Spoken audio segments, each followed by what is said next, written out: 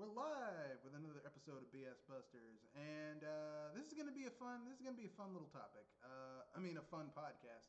But without further ado, we'll have everyone introduce themselves. Jewel will be joining us shortly, so the lady this time will not go first. We'll let the gentleman who's been here quite a while for some time, Kanoshi, you go, then Pinky, then myself, and then when Jewel gets here, she's gonna introduce herself. So Kanoshi, go. Kinoshi Abominito here to say that I'm glad to be on another one of these BS Busters. All right, Pinky. And this is Speaky Don from Video Game Editorials. Right now, I'm copying some interview questions for practice All right. for a job application. Well, good I luck with mean, that. Um, I have a topic I'm going to add to the podcast. A question topic um, for later on in the cast. This is from Erica Dub on Twitter. He used to be Maverick Eric Maverick or whatever. Now he's Erica Dub. I don't know. And of course, it's me, Mr. Red Fox, owner proprietor of BS Busters. And with that, let's get to it. So the first topic is a CNET video done by a guy who's a tech writer. It's on CNET, which is a somewhat respected um, uh, tech website slash TV channel. And basically, the guy said the big article says, well, he's used the Nintendo Switch for a month, Switch Lite for a month, and he recommends the original Switch. Basically, the big takeaway that I took from the article slash video is that I did not know this about the Switch. Well, I mean, I knew it in abstract, but I don't own multiple Switches, so this wasn't an issue for me.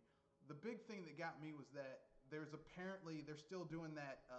Your games are attached to the device, so it's not like if you have multiple switches and you purchase games electrically, like you have your primary switch and then your secondary switch, but you can't actually like even if you have a switch as your secondary one, it doesn't like let you play those games. Like you have to go out and like like the game the system has to be attached to the yeah, internet. Like it has to check in with the internet in order to do that. So it's a form of DRM, which everyone's like, man, Nintendo doesn't have DRM. Yeah, it does. because all the game's memory aren't saved onto your cartridges. It's saved within your Switch account. Yeah, yeah, it's yeah. I mean, I just I, I mean, I was never really that much of a fan of the broken Switch. I've never really been a fan of hardware revisions for consoles in the first place. Um, I know some people are gonna get mad, but I've just never really like. I have two SNESs. I have a Super Famicom and a SNES, and like I never got that hardware revision for the SNES, the one that was smaller and more form factor friendly. Because like why? Didn't make sense to me. Um, but I mean the Switch is already a hybrid console, so it's like it's got a handheld mode and a mode where you can hook it up to your TV. Taking out one of those things to make it more handheld friendly just kind of takes away the only real edge that the Switch really has, which is that you can hook it up to your TV and enjoy the better graphical potential with a higher spec television to play your games. So to me, I'm like, oh, that didn't seem attractive. What do you guys think about this whole, this CNET writer saying stick with the original Switch versus, you know, Owning both systems. All I do say is that the Switch the Switch Lite, it was obviously meant to be catered towards people who prefer the handheld, you know, the handheld portable function of the system rather than its home version.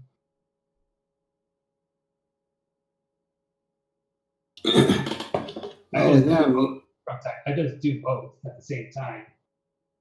if you can't, if picking up something for your kid and you can't necessarily afford the Switch, but you can afford a Switch Lite, then might as well just get that instead.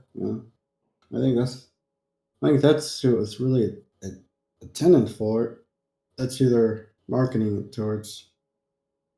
Because the Switch isn't very probably as durable as the Switch Lite is. Also, don't you have the ability to transfer all of your data from your previous Switch console onto the Switch Lite?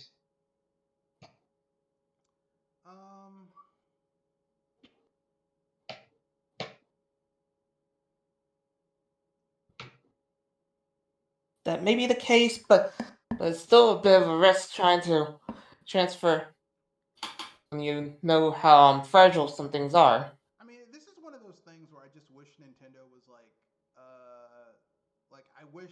I wish they made it easier for you to just basically instead, because I mean I know what the idea is, because they don't want in case your Switch gets stolen, someone can't just hack your shit. I understand that, but it would be easier because if you have a smartphone, right, and you buy another smartphone, you can sync those two things up relatively easily. And yet, with all the technology they had available to them with this device, they made it kind of a bitch to do that with the Switch. Because I know people who, before the Switch Lite came out, had multiple Switches where they've got 2 or 3 of the things for their household, and I'm like, okay, that's cool. So, I mean, I wasn't gonna get multiple Switches just because I'm not like that. I mean, I've never been. The only console that I have multiple versions of is the Wii U and the Wii. And that's just because at a certain point the price got so low, I was like, well, shit, I gotta jump on this. I got a black Wii and a white Wii. I've got a white Wii U and a black Wii U. But that's a different kettle of fish. But I mean, I mean, it's gonna boil down to, on a technical level, I would say that the Switch Lite just wasn't very attractive to me. On the practical level, I don't want to play games that would probably be better suited to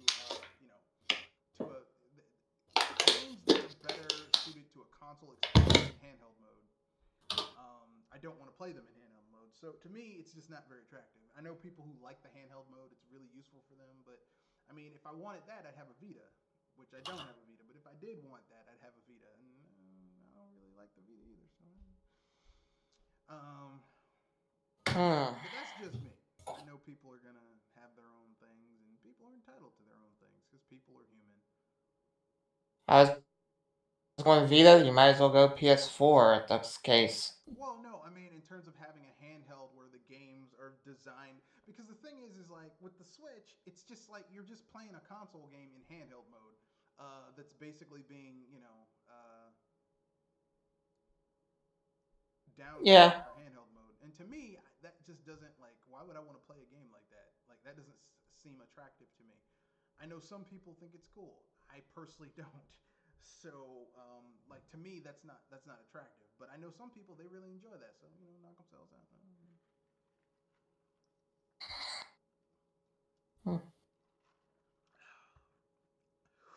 Yeah.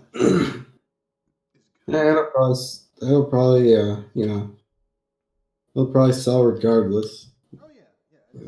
I mean, I don't think it's gonna outsell the original Switch. I think it'll maybe sell a fifth, 20% of what the Switch did. What the Switch is doing. So I think overall, with both the Switch Lite and the original Switch, I think you'll probably see it sell maybe 75, 80 million over its lifetime. Pretty good. Yeah.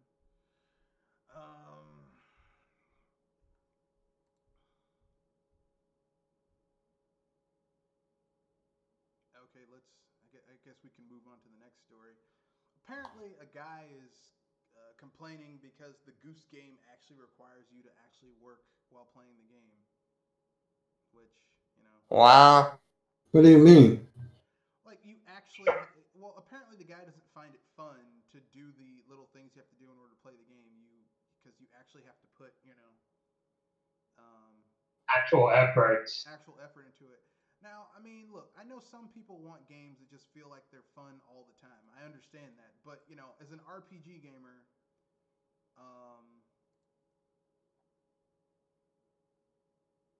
kind of like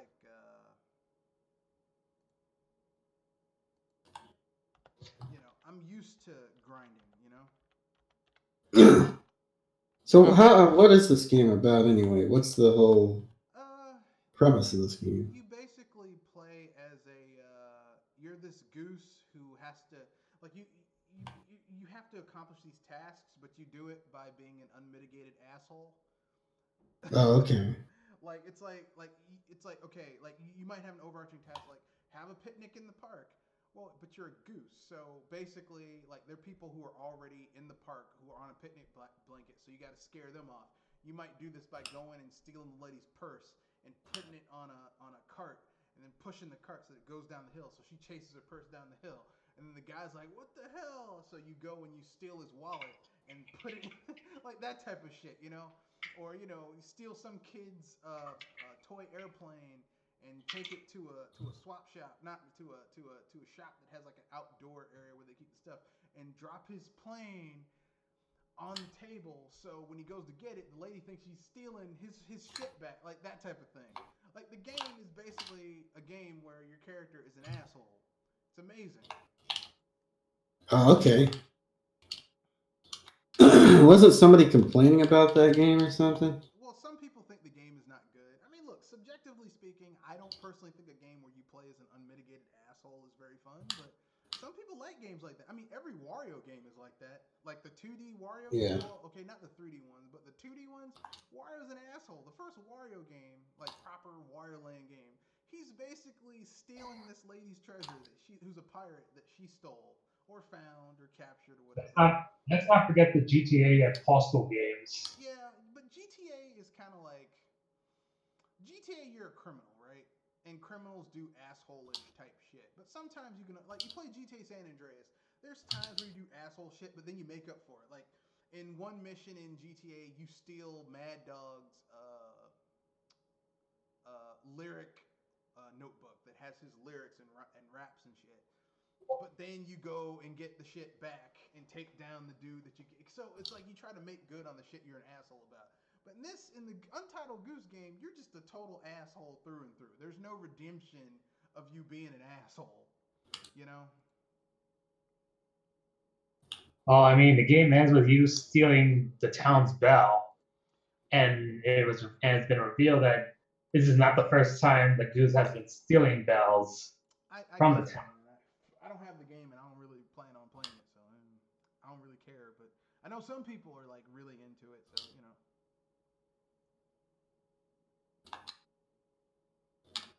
And also, the same author of the article also wrote another one claiming how games shouldn't have deep stories to be fun. Well, I mean, it's their opinion. I mean, I kind of disagree. I think it depends on the genre. Like, if you're playing a platformer, I don't think platformers should be leaning on their story in order to make them enjoyable. Because, like, for a platformer, the gameplay and level design is really the core aspect that's most important. But if you're playing an RPG, you kind of do need a story there, or it's going to fall apart, But that's just me.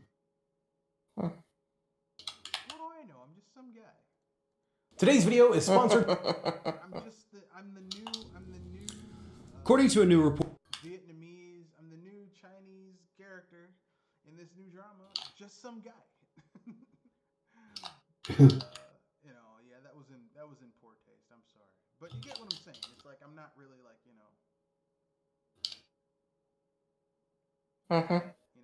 insane with it. So with that being said,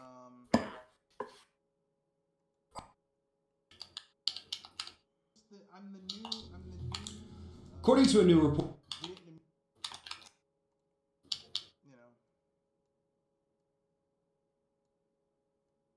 Hey, I was about to say, reaching for something? No, I was adjusting the volume. I'm the new Chinese character in this new drama. Just some guy. But I mean, that's my own thing. I know. Yeah, that was in poor taste. I'm sorry, but you get what I'm saying. It's like I'm not really like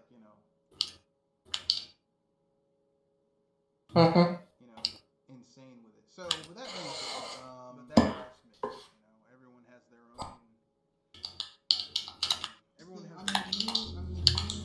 According to a new report.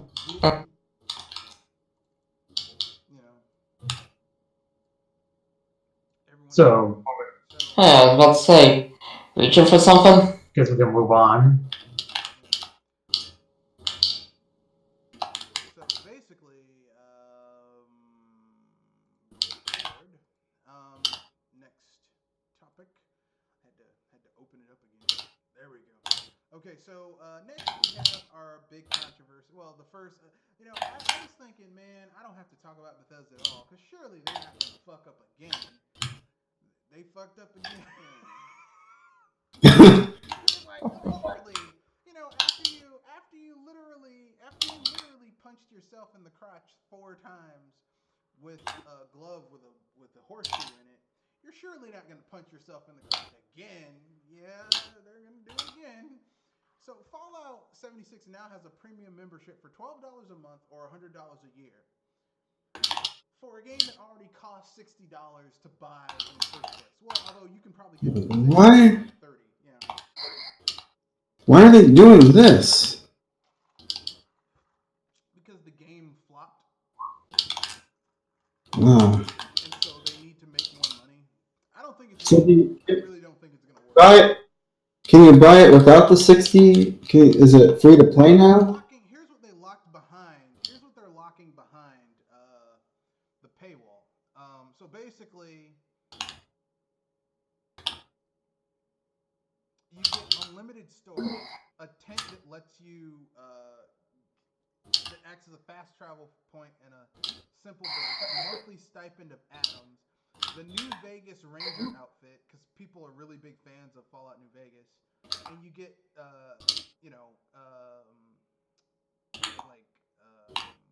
exclusive icons and emotes. So even though initially they lied and said, well, this game will only have cosmetic items and only cosmetic shop. Which, I mean, this is the same company that lied and said that Fallout 4 was their most successful game they ever made, and yet they won't give anyone any sales numbers for it, which is kind of, how can I put this nicely, suspect.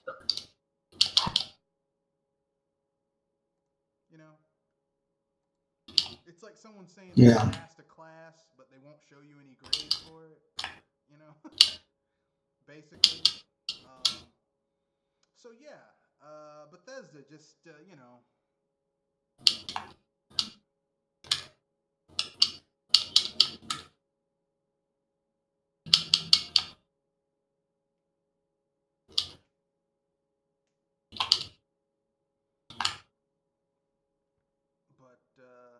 yeah. So what are you guys' thoughts on that? Bethesda basically fucking over their meager player base for this game yet again.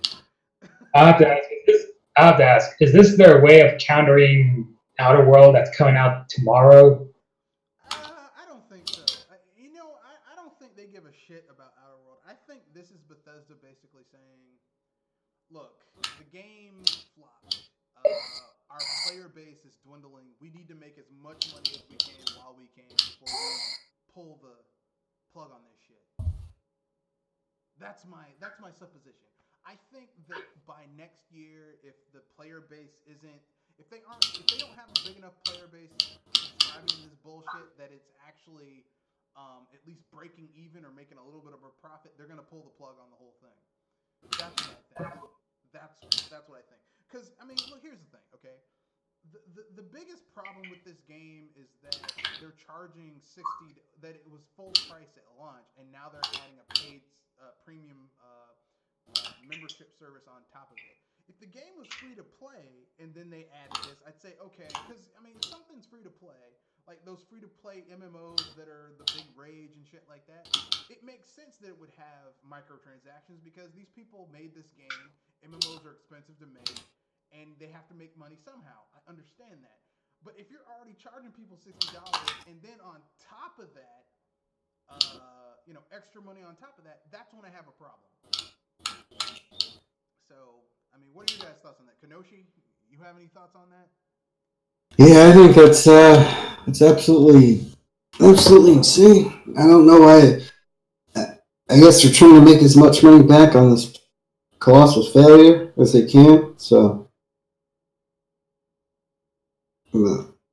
that's why they're doing this, but I don't see it working. Like you said, I don't see it working.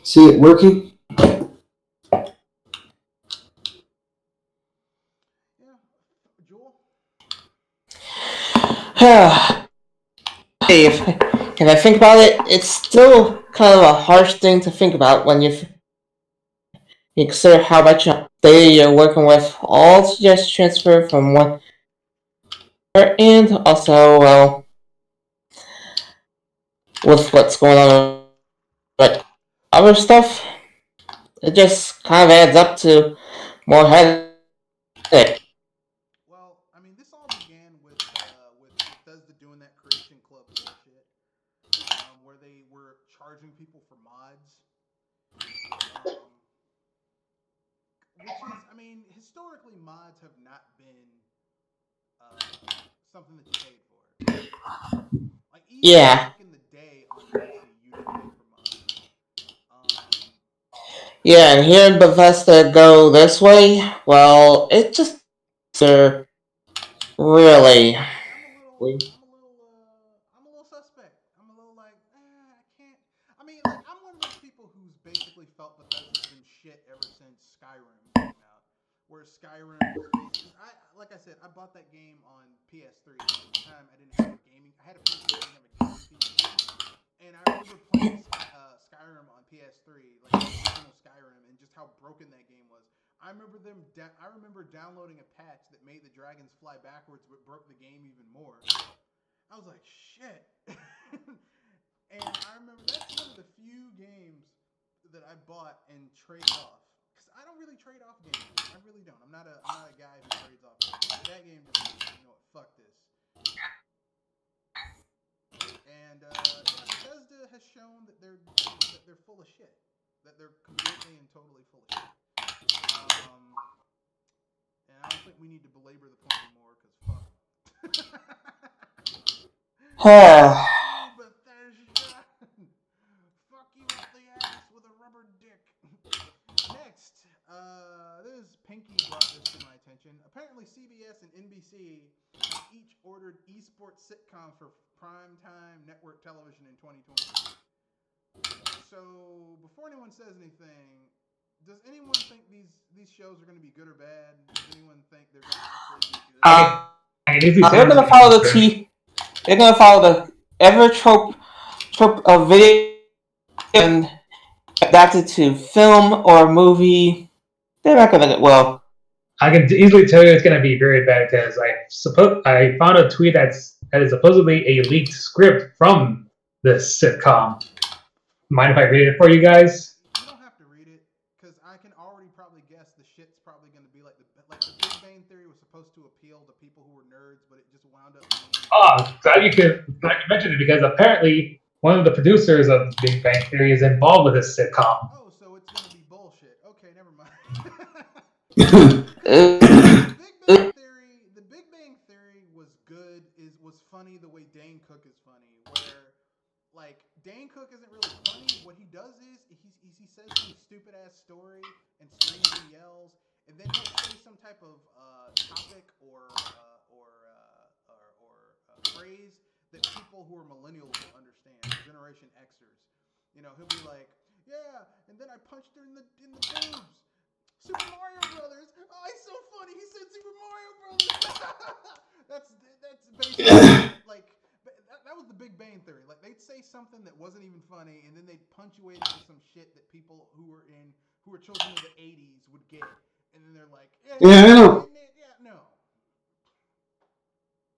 I don't mind when people use stuff referential humor when you're referring to something else, but when you're just simply referring to that thing as you're just announcing it, that's when it gets really, really annoying. Well, I mean, Family Guy has that problem. Family Guy has that problem. Like, I mean, listen. I'm gonna keep it real, okay?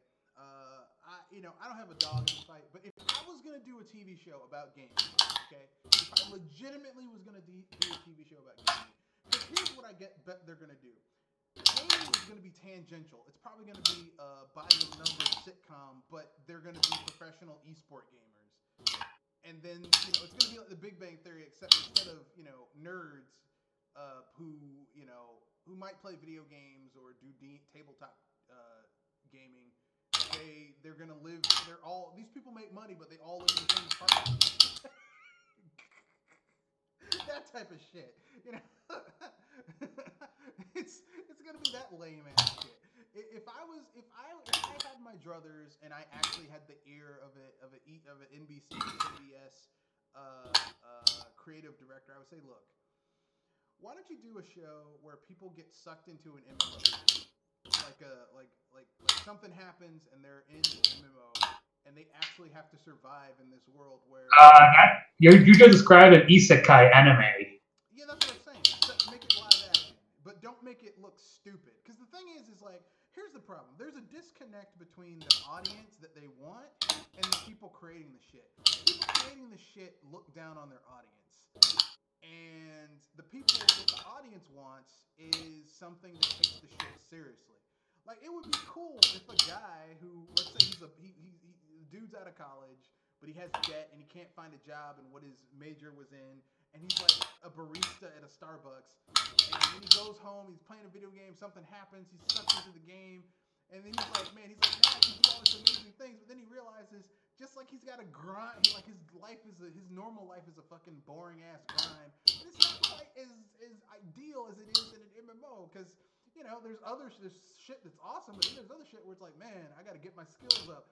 And like maybe do something like that. That would be interesting. You could have some clever writing, some interesting byplay.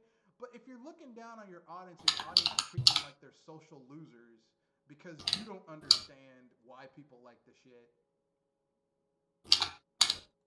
that's the problem. Trinell83 has a comment. He says, will this mean, this is about our previous topic, will this mean that their future games Bethesda will be impacted of what's been happening in Fallout 76? The shit that happened with Fallout 76 Trinell has already been happening. When Bethesda came out with the Creation Club engine, the Creation Club, where basically like they were charging people for mods. They were like, oh, they're not paid mods. Okay, are you buying mods from people who make mods? Yes. Are you then charging people real money to get the fake currency to buy these mods? Yes. Then those are paid mods. Like, I don't care how many steps you jump through, you're still paying for mods, But yeah, back to the main topic. Yeah, I don't know why they have such hatred and discontent for the audience they're reaching for, I don't get it. The thing is like, CBS has been really bad about that. Like, CBS came out with Star Trek Discovery. Star Trek Discovery is very offensive to core Star Trek fans. Like, it goes out of its way to basically antagonize them. And I'm like, these are the people who made Star Trek a viable franchise for years and years and years. And now you're pissing them off. Why would you do that? But, it's television. They don't give a fuck. Yeah. Anyone have anything else before we move on to the next topic? Nothing. All right. So WWE 2020 apparently graphically was a major step down graphically compared to what it was last year. And people were wondering why. And I figured out why that was. I legitimately figured out why. Because the people who worked on it for like years and years and years to make the games look relatively graphically polished, their contract lapsed and they went to go do something else. And these other people came in who were doing it for cheaper, and that's why the game looks like shit compared to last year's. So, for those of you who are wondering, why does this shit look so ridiculous? There you go. Now you know. Oh wow. Yeah. 2K being cheap. I mean, it doesn't help that the game just looks like a PS. It looks like the end of the generation PS2 game in some parts. It really looks bad. Like it looks like a very polished 6th-gen game. And I know some people are saying, well, that's just on the Switch. No, on the PS4, the Xbox One, PC, looks like shit. It does not look good.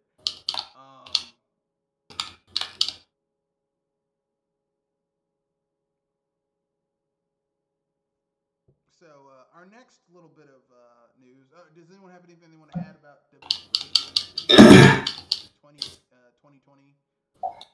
Can someone stop the annualization? You mean that glitchy piece of trash? They should have just canceled it. They should have just canceled it. I think maybe they should go to a 2-year cycle instead of every year. I know contractually they have to have contractually they have to have a game every year. Maybe they can renegotiate that contract. Because I mean, WWE isn't even exciting anymore because there's no real competition in the sphere, and the stories are trash, and the characters are kind of annoying. So do something different. Like actual wrestling this time around. I don't know, man. I mean, I'm not heavily into modern wrestling. Like, I'm more of an old school fan, but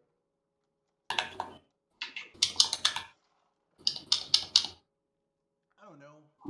Maybe I hear people say they stopped watching wrestling when they realized it was fake. I just look at them and roll my eyes like it's like didn't you guys hasn't wrestling always been fake? I mean, didn't you guys know that as a kid? That as kids that it was fake? I mean, I take that back. If you watch you can go on YouTube and watch like old wrestling matches. Like if you watch like old Macho Man Randy Savage matches from way back in the day before the WWF and the WWE came out. Like when there was like regional areas and the wrestlers would go from region to region to region. Like, I mean, yeah, they were putting on a performance, but the people were still really athletic. Like, I watched this reel where they had Macho Man Randy Savage wrestling 3 people over 3 nights, and each match was different. Like each match, like he's taking bumps, he's doing sets and all that shit. But each match had different moves and different maneuvers and shit like that. But I mean, you look at Ric Flair, old things of Ric Flair, and Ric Flair does the same shit in every fucking match. It's like, God damn, this is boring. I don't know why people. I mean, I guess because he had that whole, woo, yeah, thing going on, but it's just boring. I think wrestling was better back in the day because, I mean, these people had personality. Like wrestlers now just don't really have it. Where's our Macho Man Randy Savages? Where's our Andre the Giants? Where's our Abdullah the Butchers cutting people and shit? Where's our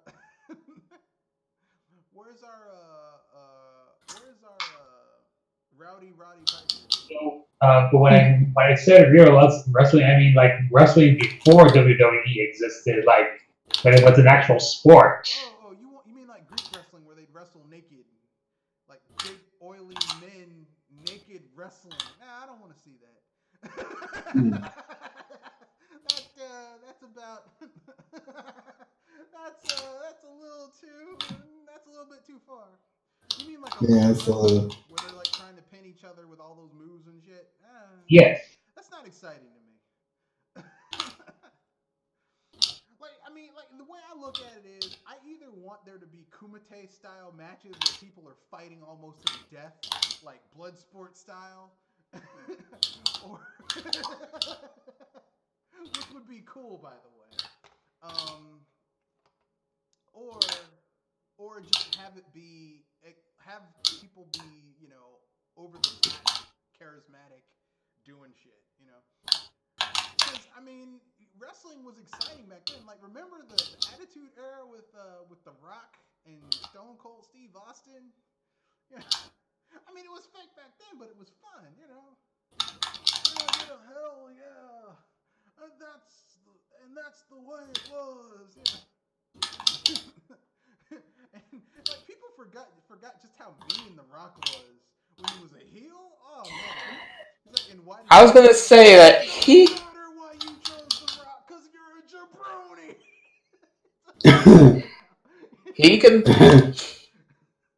He may be a prick, but if anything, he's a prick that you can act that he can ham it up.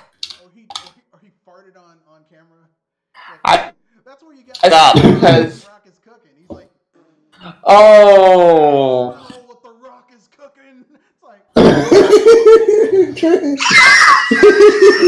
you're a wrestler and you're probably taking a lot of shit gassy. And no, I don't want to smell what The Rock is cooking. There's some things you don't ever want to know.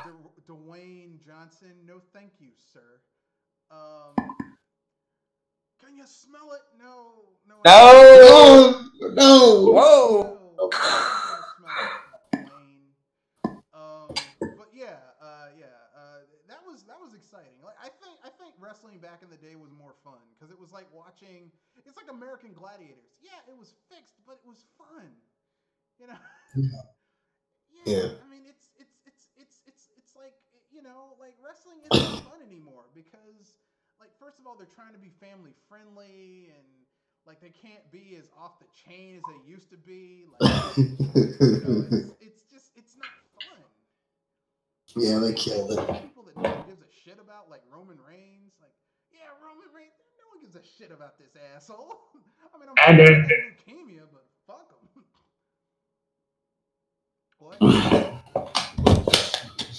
And of course, the association with Saudi Arabia. Yeah, the whole Saudi Arabia thing and the rape and the performance enhancing drugs and Vince McMahon. Oh boy, that's a story in itself. Mm-hmm.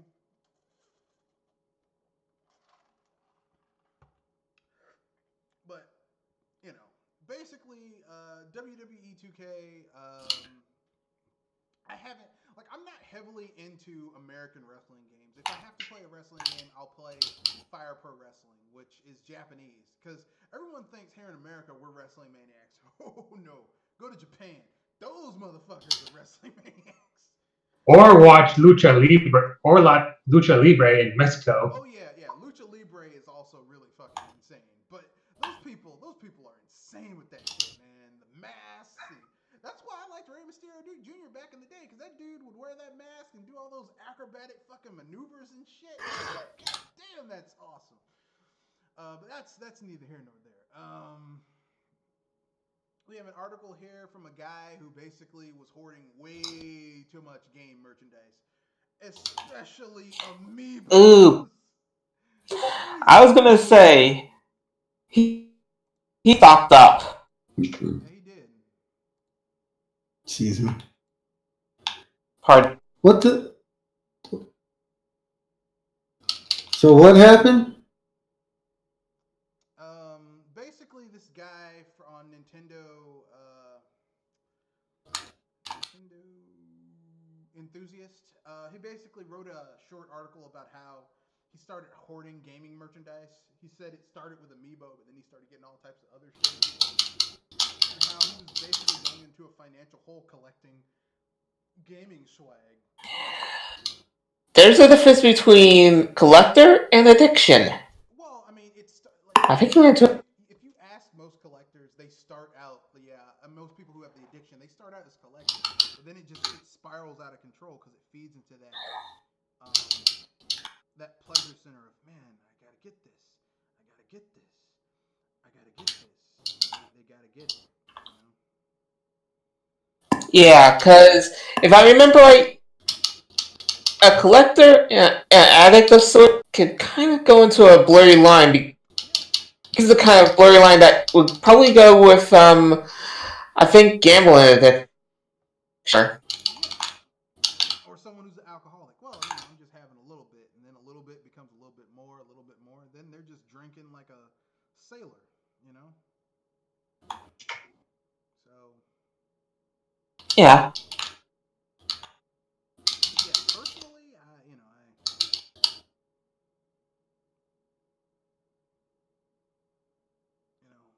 I'm not happy about it. I mean, personally, I don't want to see anyone lose their shit, you know. Mhm. But what are you gonna do, you know?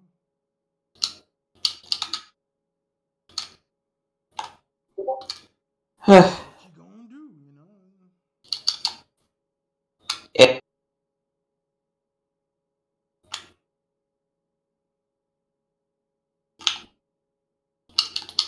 Absolutely nothing. Yeah, what you gonna do? Absolutely nothing. That's what you gonna do. Not a damn thing is what you gonna do. You know, I mean, like this is one of the reasons I really don't like playing certain games like over and over and over again. You know. Mhm.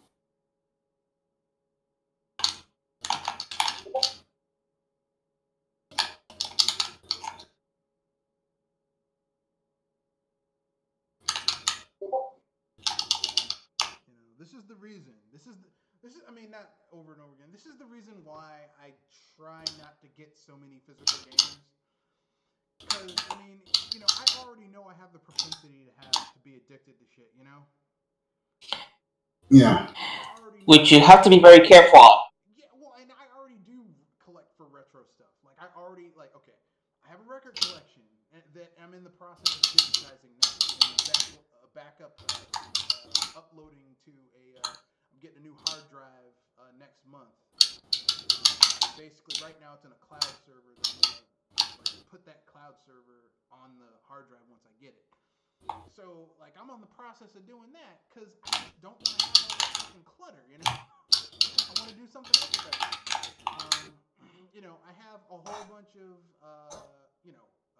retro consoles. I have the Nintendo, I have the NES, the Famicom, the Super Nintendo, the Super Famicom, N64, GameCube, Sega Genesis, Sega Master System, Sega CD, Sega 32X, Dreamcast. Like I have so much old shit. You know, like I don't want to, you know, and don't get me started with all the PS1, PS2, PS3 games I have. Like, you know, it's like that shit adds up, you know. So for me, you know, I just like I can't just continuously, you know, harp on that shit, you know. I already know. When I already know, I kind of already have a, you know, propensity to be addicted to shit like that. Like I see people who are like really into like I got all the amiibos. Why? Like, There's collector, and then there's there's really no reason to have all those amiibo. You know what yeah. Nintendo Land should have been? It should have been like an amiibo type game. That's what it should have been. Ooh, Yeah, that would be a little tricky because you try to being pay for all the amiibos to get access to. no, not if they had said, look, here's Nintendo Land. It has all those mini games, but you can change your character and unlock new like little like mini hidden games, kind of like how they did with Splatoon. I remember those little mini games you could unlock with different amiibo.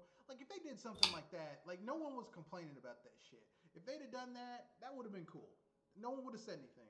Or in Splatoon you could change into different skins for characters by getting the amiibo. No one would have said a damn thing. No one would have said, "Oh, that's a pay one." They would have said, "Oh, that's really cool." And I can go get those. Like if they made games that utilize the amiibo in ways that made the amiibo worthwhile, aside from just, "Oh, that looks cool on a shelf." Like, I mean, the only game I know that uses amiibo in a way that's kind of useful is Smash Brothers, and even then, that's just for the fighters. That's it. It's really kind of useless. It was a cool idea, but it didn't really do shit. So you know. It wasn't too bad, but there could have been more. Yeah. I mean, it's. I mean, I'm not even gonna say it wasn't too bad. It's just it hasn't done anything with it. It's just there, you know. It's Yeah. kind of like it's kind of like if like the amiibo to me is like that little pocket that you have in jeans that are supposed to hold your pocket watch, but you never get a pocket watch to go in there. It's just there. It's like that's how amiibo are. It's like, it's just there. Not doing anything with it. It's just there. It looks cool, but you know. But whatever. But yeah, I mean, basically, it's a good article on Nintendo Enthusiast. I hope people read it. It basically talks about how, essentially speaking, being a collector can also be financially and space-wise ruinous. Like I said, I have a room in my house that's relatively well organized, but if I was an asshole, Well, like I don't understand the purpose of collecting if you're not gonna enjoy the thing that you're collecting, because it's just. Get addicted to the idea of getting it because they have basically all this shit is built upon the idea of fear of missing out. Oh man, if I don't get this amiibo, if I don't get this record, if I don't get this, it's gonna run out. It's like, yeah, but you can get it digitally. I think that's called fear of missing out, right? Yeah, it's a fallacy used to get people on board with shit. There's another an adjacent fallacy to that is bandwagon, which is, well, don't you want to be like all the other people? No, I'm happy. No, I mean, you're gonna miss out. You're not gonna have everything. You're not gonna get everything. You're not. Yeah, For you're not weirdo. gonna have everything. That's just the way life is. You know, like one day I took my mom out for her birthday, and you know how your parents get kind of weird and start asking weird questions. Was I a good kid? Look, I grew up middle class, but I didn't have everything. I had video Yeah. games, I had a computer. We didn't have internet for a while, but like I'm old enough where internet was like a luxury for a little bit, you know? Like Mm-hmm. if you had dial-up, that was like a big deal. It's like, man, I got dial-up, and you had to tell your parents you were on the internet because if you were on the internet, you couldn't make any fucking phone calls because cell phones were still like kind of like just coming in, you know. So you just had to like get off the damn phone. I gotta make a phone call. Ooh boy. Yeah, see, I'm that old. I'm like, yeah, y'all don't know. Y'all don't. See, you kids now. I remember that. Y'all see, kids now, they got it all nice. They can be on this. They can be on the internet all night long. No one gives a shit. See, back in the day, you had this dial-up, and like the dial-up, like they basically had like certain hours. Like if you were on dial-up during peak hours, they'd say, oh, you're supposed to get 56K per minute or per second per minute, whatever. But you really, like, if it was peak hours, you'd probably get 12, 14, 10. It was not fun. Mm-hmm. It was not fun. Thank God, like now, people are like, man, I only get 50 megabytes per second. And it's like, man, that's the shit. 10 years ago, that was pie speed internet right there. I mean, shit.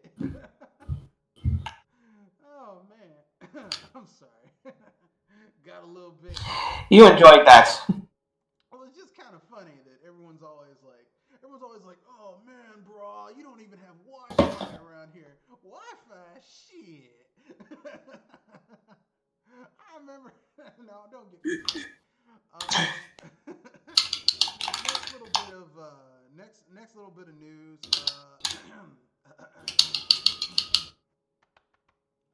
Google Stadia is coming out at the end of this month. It's gonna be a failure.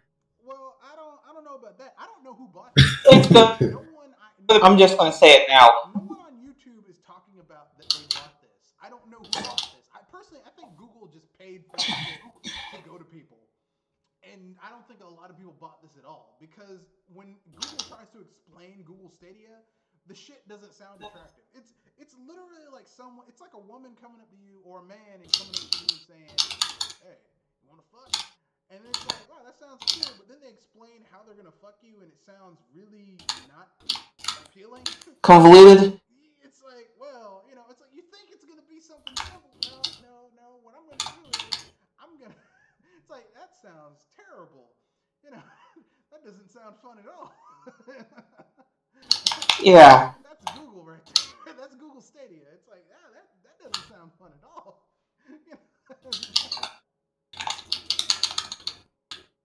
As I said, convoluted. Yeah, it's like, hey, you want to have sex on the beach? Sure. So I'm gonna pull down your pants and sit down on that beach with some sand fleas. They're gonna dig into your ass, and then you're gonna have a few weeks. And yeah, and hopefully you won't get flesh-eating bacteria on your junk. TMI. Oh, gee. That doesn't sound good at all. Oh, crap. That doesn't sound good. As I said, that's a TMI. What was that? Damn. That's Google Stadia. It's like, wow, this sounded so good before you explained it.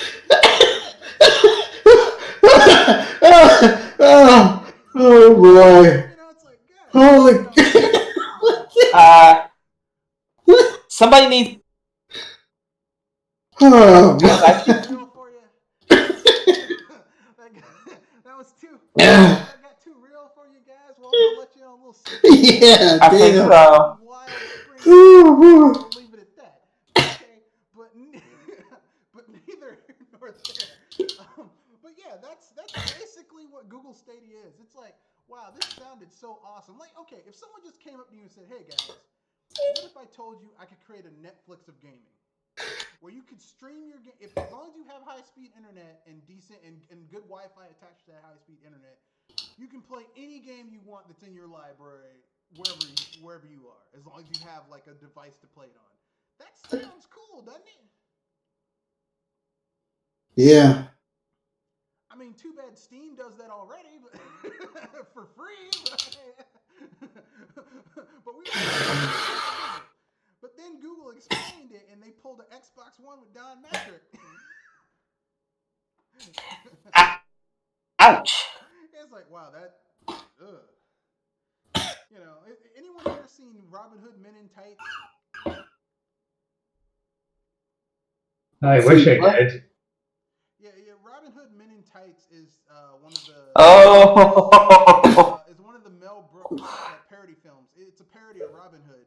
And basically, their Friar Tuck is, instead of Friar Tuck, who was a Catholic monk / priest, whatever. In Men in Tights, it's Mel Brooks playing a rabbi. And he's like, hey guys, you want to get a circumcision? And they're like, yeah, my man. The ladies like it. They're like, sure. It's like, well, like the black guy's like, I'll take 2. Let me explain this. And he takes a little carrot and he puts it in things like snip. We take out the foreskin. Yeah, it's good. And they're like, no, we're good. He's like, it sounds like a good idea. Then you understand what it's actually about. It's like, nah, I'm good. No, I'm fine. Don't need it. It's all good. But yeah, Google Stadia. I don't know who's buying this shit. I don't know who's into it. I don't know who keeps on trying to push this shit forward. But fuck them. I mean, like I said, Google had a chance to make something that could have been an awesome game service, and then they fucked it up. They literally were at the 1 yard line of the opposing, like literally not even 1 yard. There was like a few feet between them and the field and making a field goal, and they fumbled it, and the team snatched that ball up and ran down the field for a touchdown. Google, you fucked up. You pulled the Xbox One Don Matrick. Oh boy. It's like, well, we have a device for people like that. It's called the Xbox 360. I'm like, man, you ain't gonna have. And facepalm. like even Jeff Keighley with his tongue up Hideo Kojima's ass self was like, you gonna say that? Really? You gonna say that right here? You gonna tell? And Don Matrick knew he fucked up because he tried to walk the shit back, but it was too late.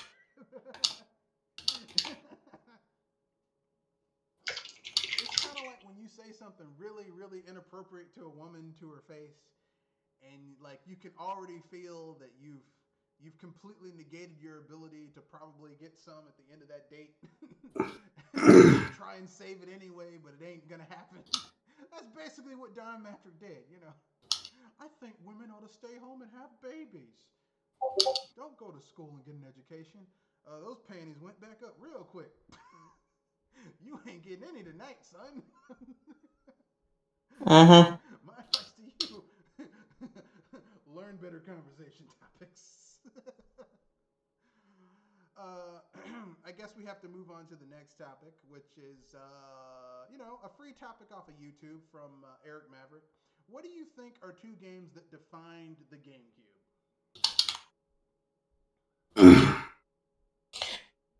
Ooh, Oof. probably Melee and Double Dash. That's a good argument. Jewel? Resident Evil 4 and probably and Pokemon XE Gale Darkness, but that's a stretch for me. All right. Kenoshi? What was the question again? Question was, what do you think are two games that defined the GameCube? Oh,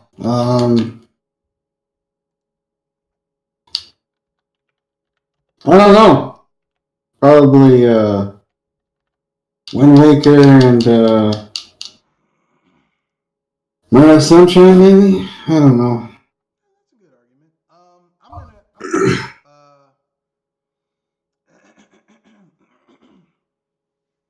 gonna I'm gonna say Luigi's Mansion, and I'm gonna say Rogue Squadron 2.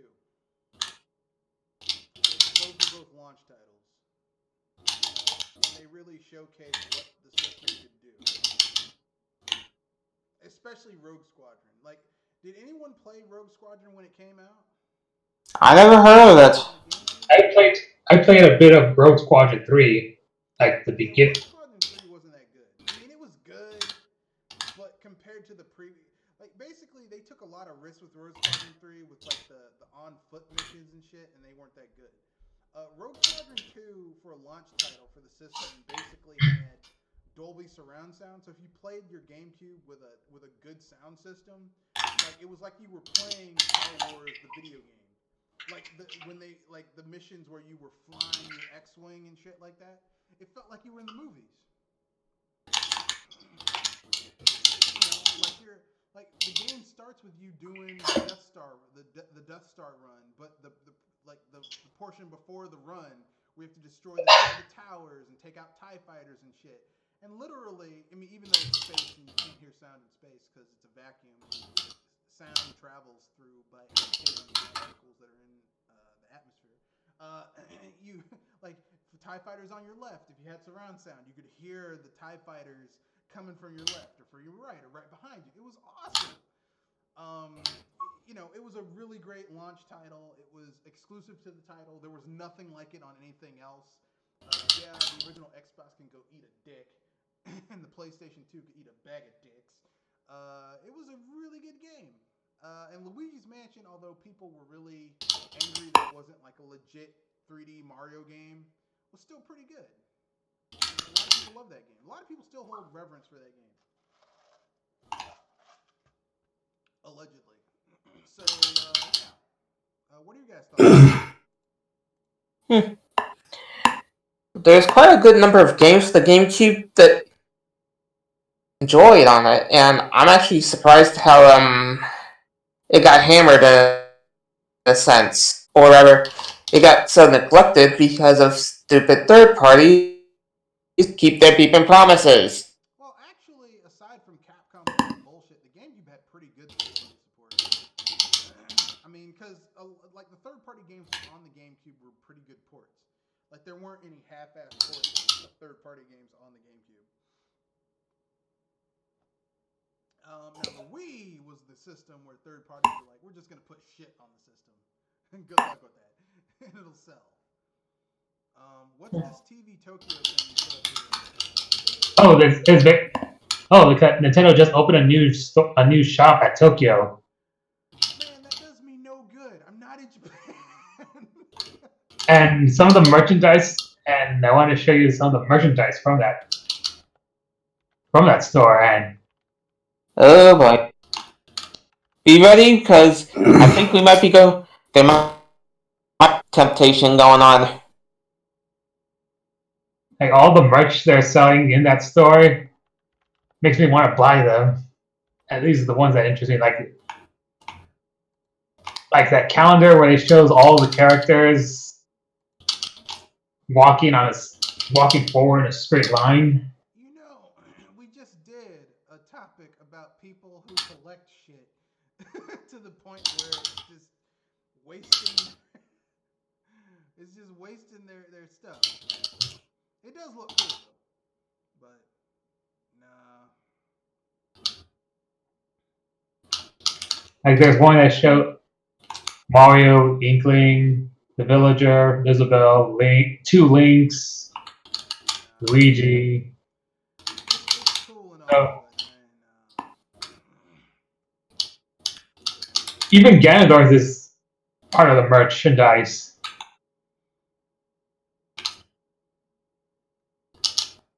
nah. You can have it.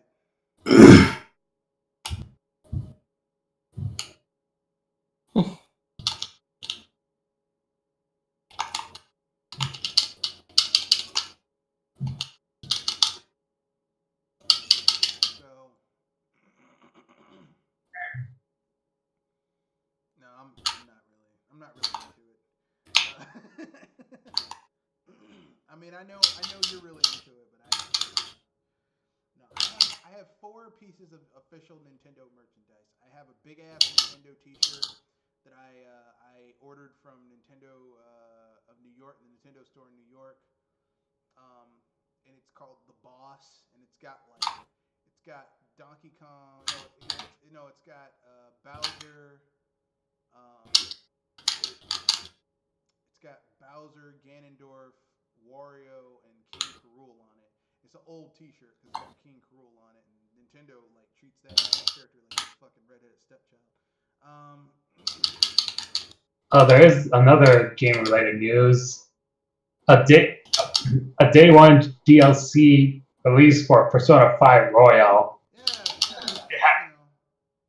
And it has the Phantom Thieves dressed up as Super Sentai. I mean, if you like Warriors games, I guess it's for you. I'm not particularly into those, so.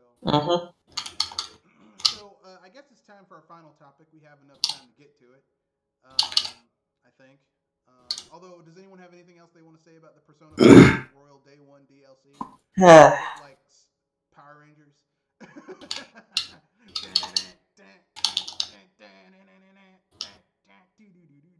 Oh boy. Alpha, we need teenagers with attitude.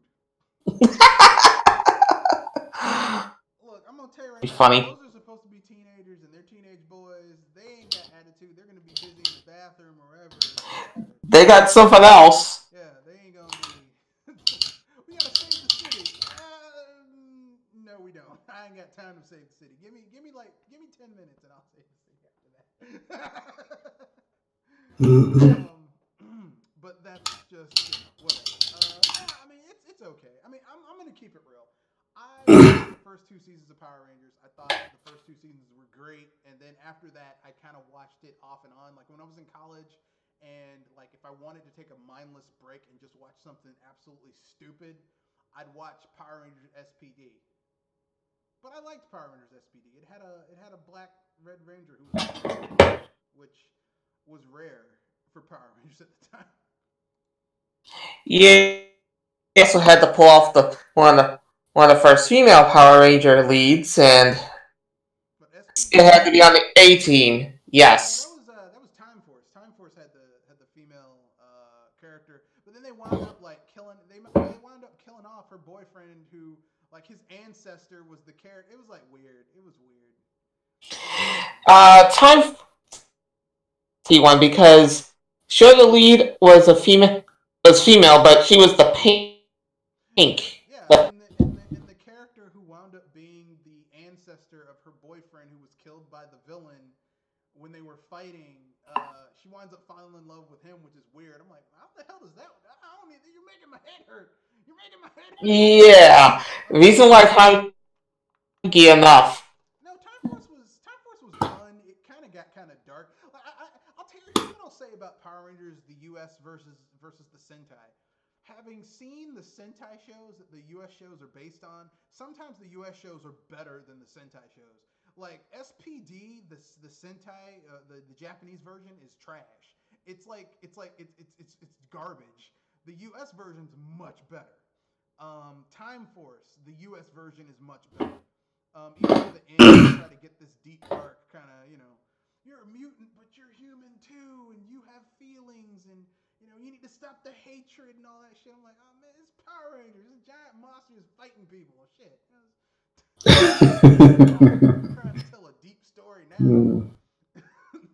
But sometimes the Japanese shows had more edge. Like in season 2 of Power Rangers, where they fight the lipstick monster. In the Japanese version, it's a lipstick monster, but it uses shit that it finds in the female Power Rangers pocketbooks in order to attack them. One of which happens to be a small pocket vibrator. Enough said. Yeah. They're like,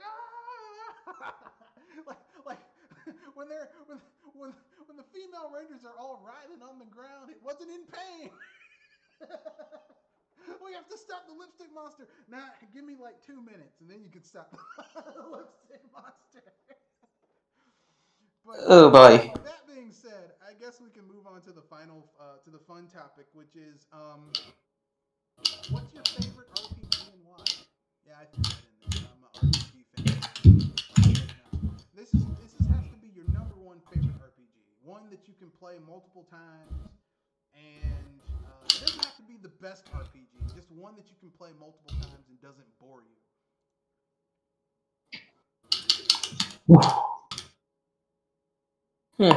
This is tough. To be honest with you, I got. It depends on the generation. Though my favorite generation would be on the. So I would say between Chrono Trigger, which I know you got issues with, Red, but I still like it. And Mario and Luigi Bowser's Inside Story. Nice. Kanoshi, you have one? Oh yeah, Chrono Trigger and Final Fantasy VI. That is a good game. Final Fantasy VI is so good because just the myriad of ways that you can play that game. Like it's the same story every time you play it, but it's like, okay, I'm gonna go with a different crew of characters, and I'm gonna take this different route, and I'm gonna equip these different weapons and learn these different abilities, and just do these quests in this different way or that different way, shit like that. It's really fun. I'll tell you what the most fun way to play Final Fantasy VI though is to use a Game Shark code and give yourself a lot of money and just buy the best shit and just destroy enemies. That's also really fun. Because after a while, you've beaten it so many ways. It's like, I'm going to cheat my ass off and have lots of money and maxed out potions. Die.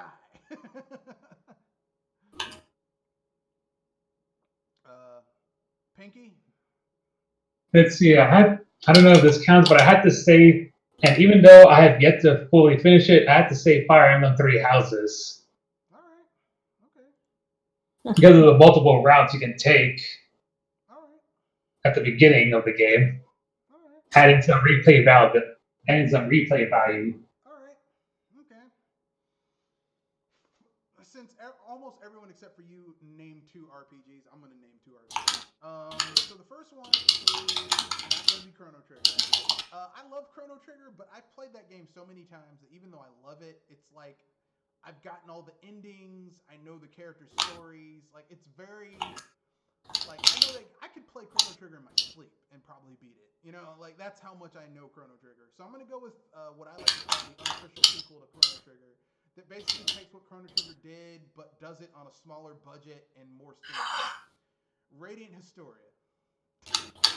Perfect chronology or just normal? Either one. It's basically the same game, just one has one extra scenario. Radiant Historia to me is like, hey, what if you want to do something on the scale of Chrono Trigger, but you don't have the budget to reach that scale? Radiant Historia. Because basically it has a similar thing where you're going in time and you're changing events in order to hit a certain outcome, and there's an overarching villain, and there's an overarching story, and there's shit going on, but it's really well made. Like, Radiant Historia is one of those games where it's like, this game is way too fucking good. And plus the music is really good. The theme, the Radiant Historia theme is really good. I have the CD for that game. It's fucking amazing. Second game. This is a Western RPG. I'm gonna say Fallout New Vegas. I love that game so very much. It's buggy, it's glitchy. That's because it uses the Luminous engine from Bethesda, and so Bethesda's world engines are always buggy, broken, glitchy, because that's just the nature of the engine. But the game was made by Obsidian. Obsidian has the remnants of Black Isle Studios, which are the people who originally made the original Fallout games at Interplay. So, they're working on their baby basically, and you could tell because Fallout New Vegas has, the combat isn't great, but just the ideas and the characters and the overall stories and the writing, it's just a very well made game. I go back to that game once a year and play through it and have different builds. Like, I have a build of a character who's really stupid. My favorite build is the charismatic gunslinger who talks mad shit, but wants peace, but will totally put a cap in your ass if you're an asshole. Sorry, asshole. Nice. Yeah, I will totally shoot someone in the face. Like, there's a faction in New Vegas called the Caesar's Legion, and they're slavers. And, I'm a black person, so I don't like people taking people as slaves. And we're like, we're afraid of Caesar's Legion. I see them. I go in the back and shoot them in the head. Yeah, fuck you. Pieces of shit. It's fun. I love it. Everyone should play those types of games.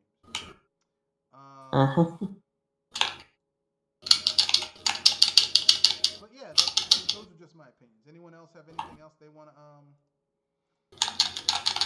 any other RPGs that almost Paper Mario. Like, fuck it?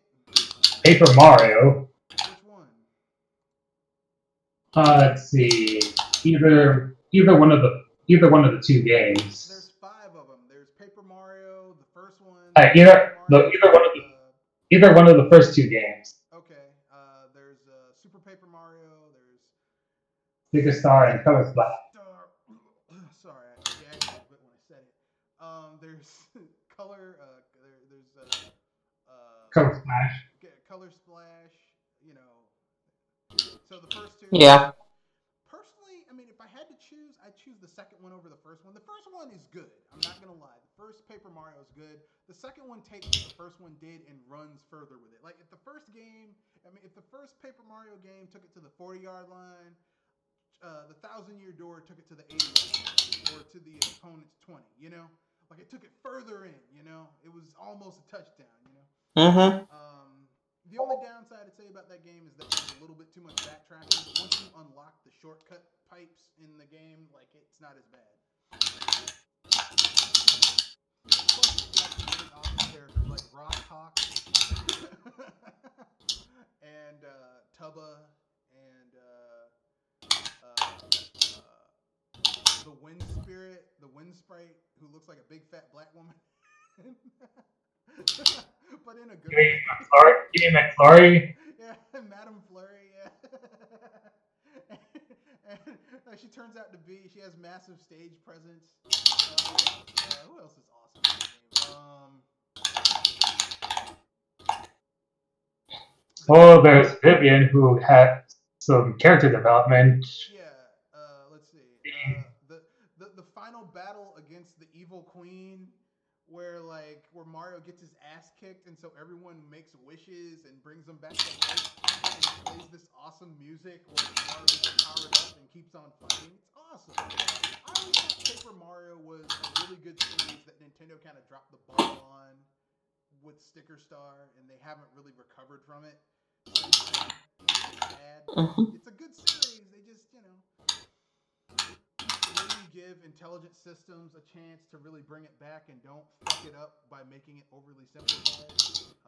I know it's supposed to be a starter RPG, but seriously, don't make it overly simplified. But that's just me.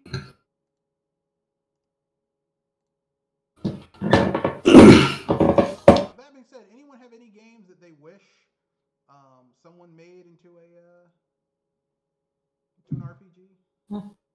Like a not a game, but an IP that they wish they made into an RPG? Oh well, the Marvel series in the style of a strategy-based RPG.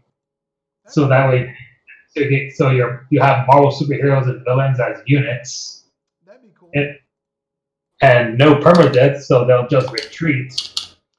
And if you had Nick Fury, you could recruit even villains.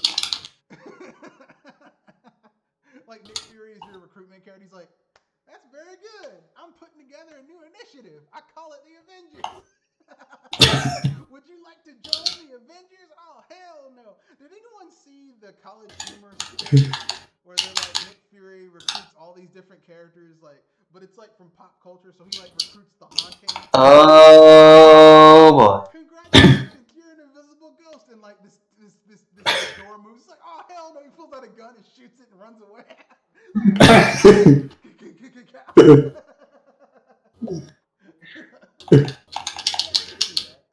I could see a strategy RPG where you basically and like if you had certain units on the field, they had relationships. So like if you had Luke Cage and Jessica Jones, like in the comics, they're married and they have a daughter. They have synergy with each other, so they can do special attacks, and their special attacks are more powerful together on the field.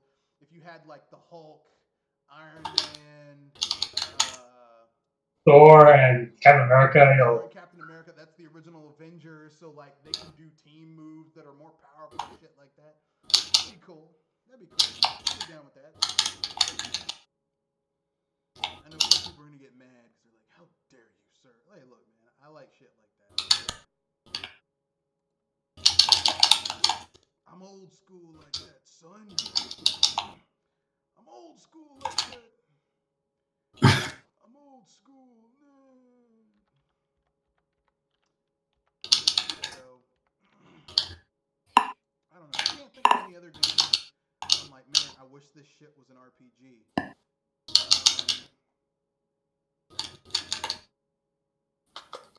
Let me think.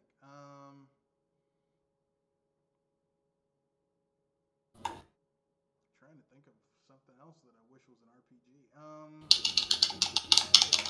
An IP that could be totally an RPG.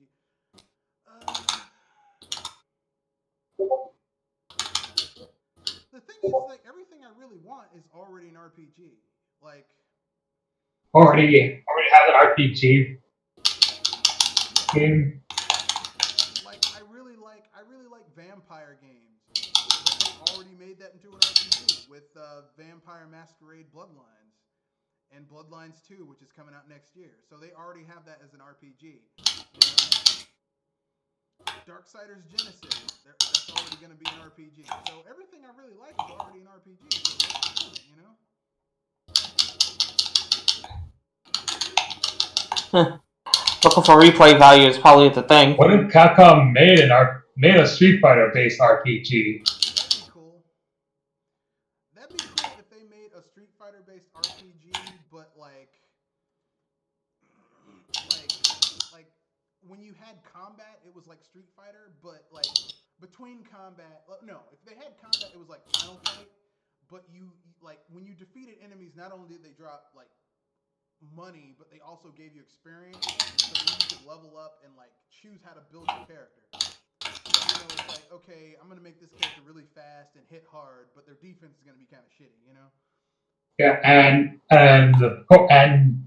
you have to perform their actual inputs when performing one of their special moves. Well, when you fought a boss, it would turn into like traditional 2D Street Fighter, and then you'd have to do that. Like it's like, you know, it's like because then it becomes like Street Fighter, where it's like, you know, and then you could actually create your own character and beat the shit out of classic Street Fighter characters. Like You could fight Ryu and kick his ass. You could fight Sagat and kick his ass. You could fight M. Bison, probably get your ass kicked because he's a cheap bastard.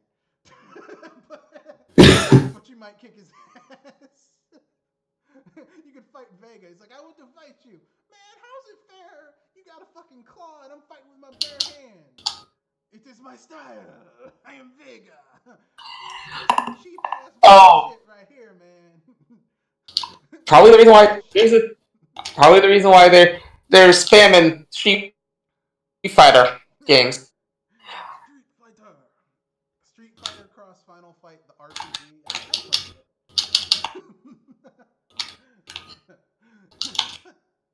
Because then it would make sense that the bosses are cheap bastards that can spam their special attacks. Because bosses do that in RPGs all the time. Like, this cheap motherfucker.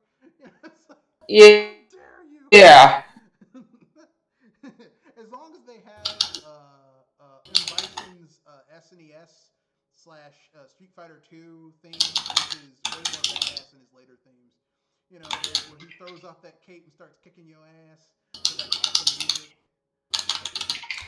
I was gonna say, the only time that Bison doesn't get to pull that off is when he gets rid of his cape, but somehow he gets Shingoku Tatsu'd right in the face. I don't know. I just think M. Bison's a great villain. I don't think Street Fighter has come up with a better villain since M. Bison. I know everyone's like, yeah, but what about the guy from Street Fighter 4? I was gonna say, the only person that would be on equal with Bison would be Akuma. Yeah, but Akuma's not really a villain. He just likes to fight. He's not really like He's just a giant people, you know? He's just a giant space thief from nowhere. Yeah, basically, Akuma is basically evil Ryu before evil Ryu. That's basically all he is. He's a more powered up evil Ryu. That's all he is. Whereas M. Bison actually had a fucking plan to take over the world and shit. And he's cheap. Like the only real thing he had that didn't make him completely cheap was that gave you an edge against M. Bison in like old school Street Fighter was that he had no projectiles. So basically he had the agility to turn moves, he could bounce off your head, he was fast, his attacks were hard, and he had a lot of health. It was like, shit, this motherfucker's cheap. And then he had that cheap ass slide kick. So was he banned from tournaments? No. Yeah, like Shinakuma? He didn't. Oh, Shinakuma? I don't know, man. I'm not really. Shinakuma was good. I'm not really. Well, I do know that he's banned in Ultra Street Fighter 2's online. I'm not really into Street Fighter tournaments. Like if the only games that I've really played competitively to a point where I was actually in tournaments and actually did well in them was Soul Calibur 2, Smash Brothers Melee, and Brawl, and Guilty Gear. That's it. Those are the only 4 games that I've actually like played to the competitive level. And this was just like college, you know, AV club type stuff. Yeah, I mean, you know, Street Fighter.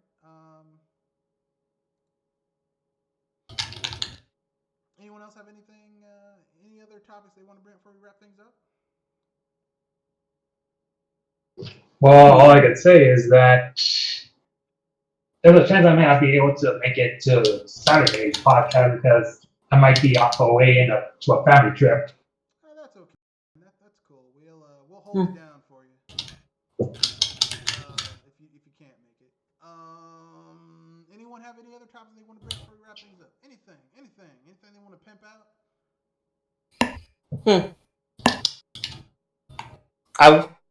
I was gonna ask if we're gonna have extra plans for Saturday, but otherwise I think we're good.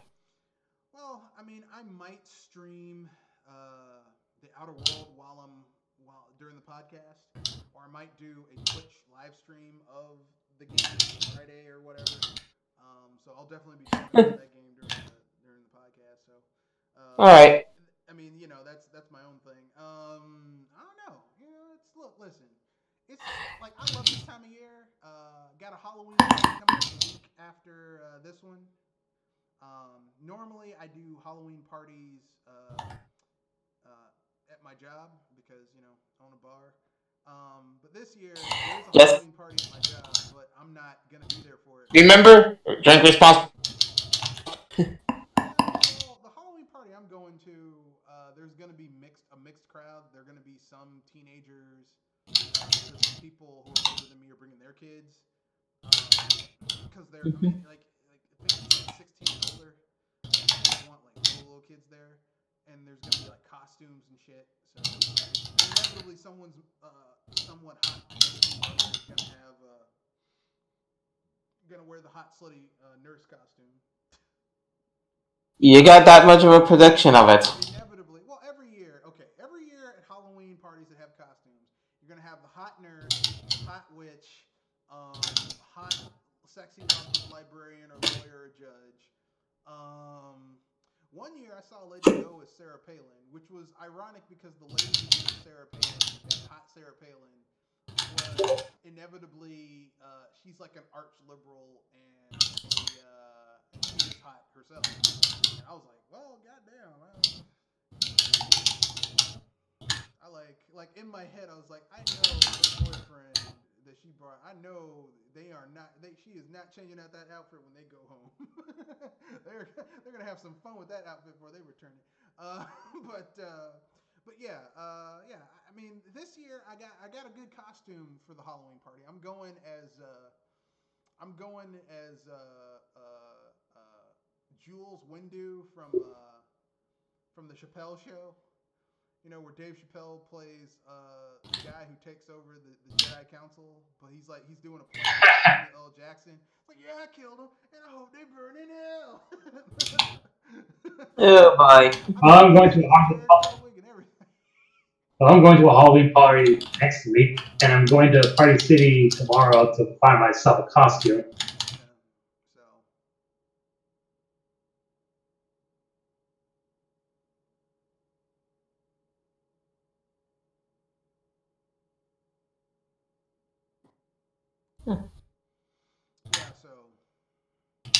I'm just kind of like, at this point, I'm just like, okay, look, I just want to see, like, whatever cost, like, basically, I'm going as that. I got the robe, I've got the shitty Jericho wig. I just have to shave my hair down. Well, actually, I'm just gonna do a really close cut with some clippers. I've got the beard. I've got the fake cigarette. I killed them, and I hope they burn in hell. I've got the purple lightsaber.